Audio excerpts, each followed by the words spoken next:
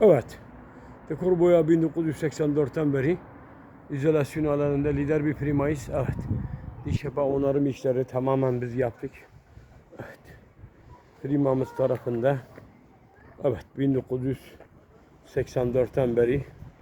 Evet. Dekor boya yapı malzeme olarak biz kauçuklu emisyonu çift komponentli bir malzeme uyguladık buraya. Tonel sistemi olarak. Evet. Evet. Bu şekilde tamamen bitirdik. Evet.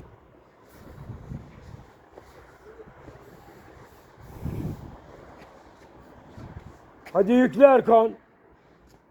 Nasıl bana yapıyorsun? Hadi bir çay gel. Ama gel bunu yükle, bunu yükle. He? Ne? Abi bazı Arap'ta var ki. Evet. İzolasyon ve onarım işleri tamamen bitirdik. Evet. Evet. Ek gelir.